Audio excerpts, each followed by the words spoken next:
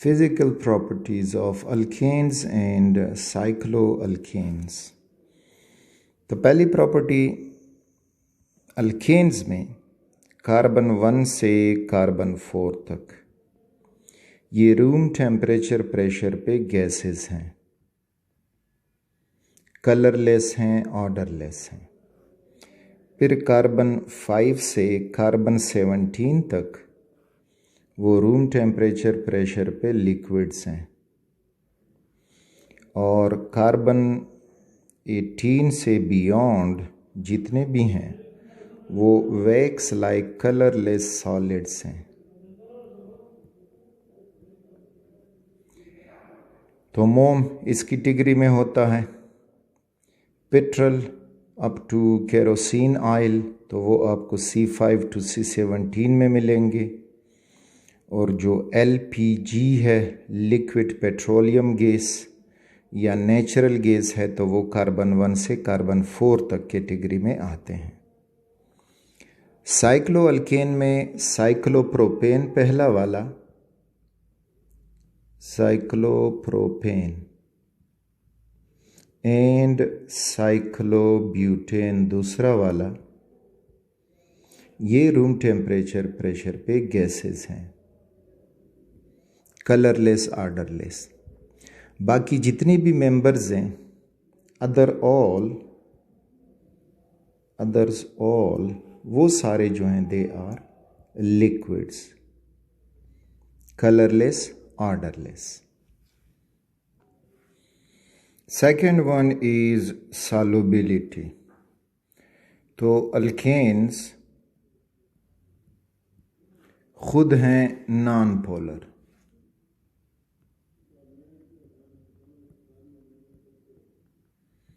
तो इस वजह से लाइक डिज़ोल्व लाइक, तो क्या होंगे कि ये सॉल्युबल होंगे in organic non polar solvent.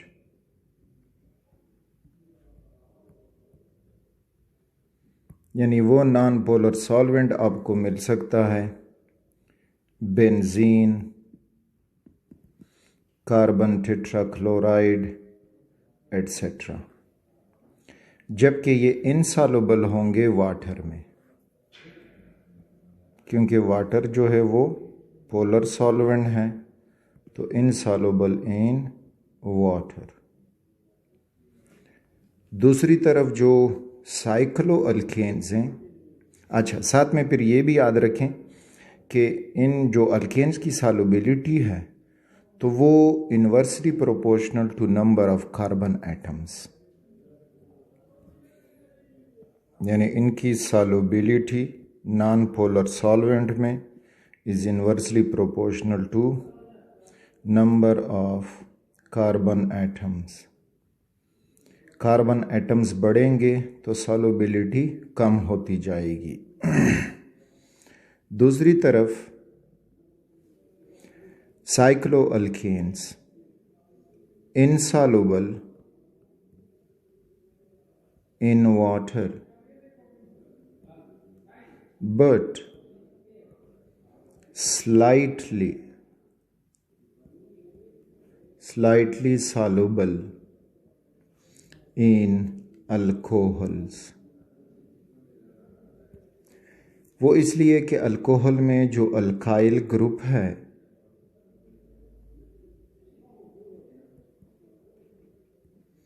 और जो साइक्लोअल्केन है, बस ये लिख दें, तो इन दोनों में लंदन डिस्पर्शन फोर्सेस बनती हैं।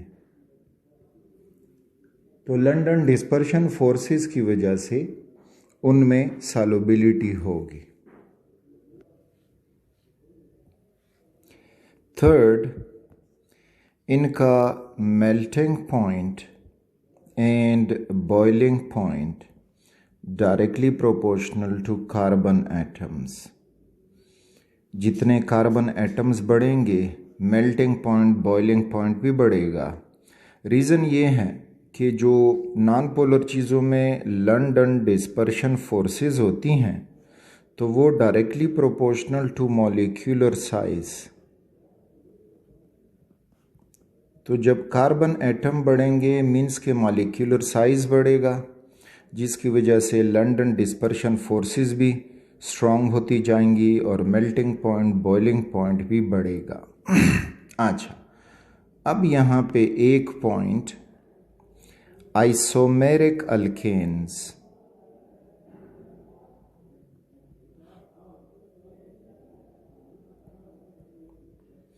आइसोमेरिक अल्केन्स यानी same molecular formula but different structures.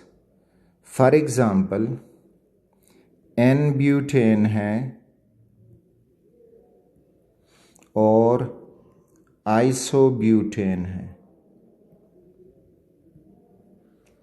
दोनों जो हैं C4H10 फार्मूला रखते हैं। लेकिन अब एन ब्यूटेन, इसका बॉइलिंग पॉइंट ज़्यादा होगा देन आइसोब्यूटेन, वजह वहीं लंदन फोर्सेस की है। यानी जो लंदन फोर्सेस हैं एन ब्यूटेन में स्ट्रॉन्गर हैं और आइसोब्यूटेन में वीक हैं। क्यों? क्योंकि एन ब्यूटेन होता है स्ट्रेट चेन या unbranch. This is CH3 CH2 CH2 and CH3। अब इसके साथ इसका जो अगला मॉलिक्यूल होगा that is CH3 CH2 CH2 and CH3। ये एन ब्यूटेन के दो मॉलिक्यूल हुए। यहाँ पे अगर हम आइसोब्यूटेन ड्रा करें तो वो CH3 CH2 एंड CH3। इसी तरह यहाँ पे देखोगे तो CH3 अगला मॉलिक्यूल ड्रा कर रहे हैं तो इस तरह CH3 एंड CH3। अब अगर हम देख लेंगे तो जो एन ब्यूटेन है इसके मॉलिक्यूल एक दूसरे के काफ़ी क्लोज आ सकते हैं, जबकि आइसोब्यूटेन के मॉलिक्यूल करीब नहीं आ सकते। तो मीन्स कि यहाँ पे जो लंदन डिस्पर्शन अट्रैक्शन बनेगी, फोर्सेस बनेंगी तो वो स्ट्रॉन्गर होंगी और यहाँ पे लंदन डिस्पर्शन फोर्सेस जो हैं वो वीक होंगी। चूँकि ये लंदन डिस्पर्शन फोर्सेस और शॉर्ट रेंज फोर्सेस, साथ में ये भी नोट करें कि LDF जो है they are short range forces. तो शॉर्ट रेंज फोर्सेस होने की वजह से जितना मॉलिक्यूल में डिस्टेंस कम होगा ये स्ट्रॉन्गर होंगी। तो इस वजह से एन ब्यूटेन और आइसोब्यूटेन के बॉइलिंग पॉइंट्स में फ़र्क आ रहा है। सिमिलरली अगर हमें पेंटेन दिया जाए तो पेंटेन जो है C5 और H12। अब इसमें हम एन पेंटेन ड्रॉ कर सकते हैं 1 2 3 4 5, ये हुआ एन पेंटेन। आइसोपेंटेन ड्रा कर सकते हैं तो 1 2 3 4 और इस पे अब ये आइसोपेंटेन हुआ। और इसी तरह हम नियोपेंटेन ड्रा कर सकते हैं तो 1 2 3 4 एंड 5। अब अगर हम देखेंगे तो जो अगला मॉलिक्यूल होगा एन पेंटेन वाला तो वो इसके करीब आ पाएगा। यहाँ पे जो अगला मॉलिक्यूल होगा तो वो थोड़ा सा दूर रहेगा और यहाँ पे मज़ीद दूर जो है वो रहेगा, करीब नहीं आ पाएगा। तो इस वजह से जो मेल्टिंग पॉइंट होगा तो वो एन पेंटेन का ज़्यादा होगा और आइसोपेंटेन का जो है वो कम होगा। जो आइसो और फिर जो है दिस वन जो एन पेंटेन है ये ज़्यादा, आइसोपेंटेन कम और फिर नियोपेंटेन का सबसे कम होगा। तो नियोपेंटेन फर्दर जो है वो एक दूसरे से दूर होंगे।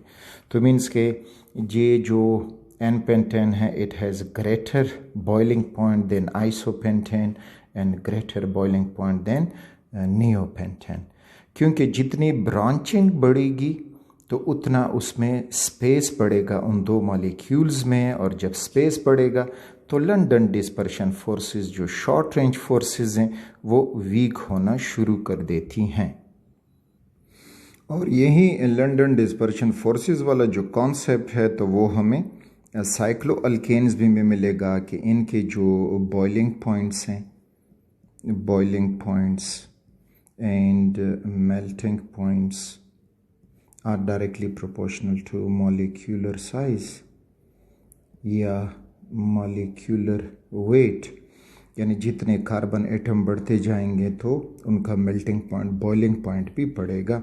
फॉर एग्ज़ाम्पल जो है cyclopropane has lower boiling point than cyclobutane and has lower boiling point than cyclopentane and इसी तरह से lower boiling point than cyclohexane।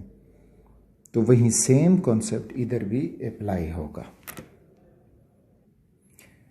Okay, तो हमारा नेक्स्ट टॉपिक होगा कि structure of an alkane and a cycloalkane, उन दोनों में हमें क्या क्या डिफरेंस मालूम होनी चाहिए और दोनों के स्ट्रक्चर में क्या फ़र्क हमें मिलेंगे। So that is our next topic.